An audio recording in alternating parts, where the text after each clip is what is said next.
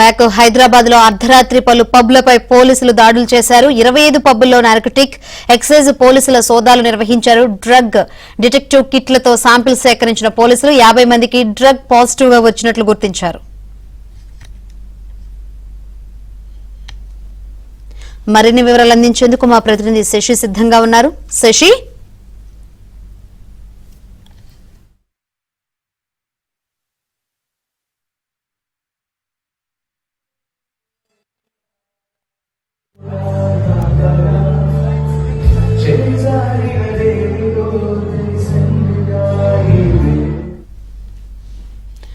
హైదరాబాద్ లో అర్ధరాత్రి పలు పబ్లపై పోలీసులు దాడులు చేశారు. అయితే 25 పబ్బుల్లో నార్కోటిక్ ఎక్సైజ్ పోలీసులు అయితే సోదాలు నిర్వహించిన పరిస్థితులు అయితే కనిపిస్తున్నాయి. ఇదే విషయం గురించి మరింత సమాచారాన్ని అందించేందుకు మా ప్రతినిధి శశి సిద్ధంగా ఉన్నారు.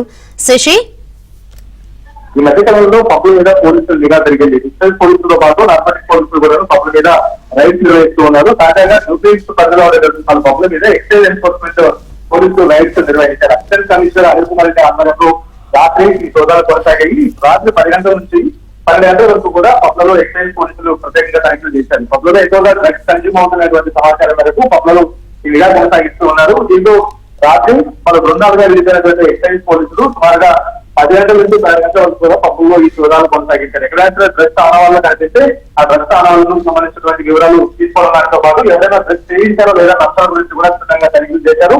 అనుమానితులుగా ఎవరైనా కనిపిస్తే వారి వద్ద ఉన్నటువంటి డ్రగ్ డిటెక్షన్ కిట్ల ఆధారంగా వెంటనే వారికి సంబంధించిన పరీక్షలు కూడా అంతర్గతం నిర్వహించడం సందర్భం ఉంది. సుమారుగా 12 బృందాలు ఎక్సైజ్ పోలీసుల బృందాలు ఈ సోదాలో పాల్గొన్నాయి. పబ్బుల మీద నిఘా కొనసాగుతున్నట్టు కూడా ఎక్సైజ్ పోలీసులు చెప్తూ ఉన్నారు.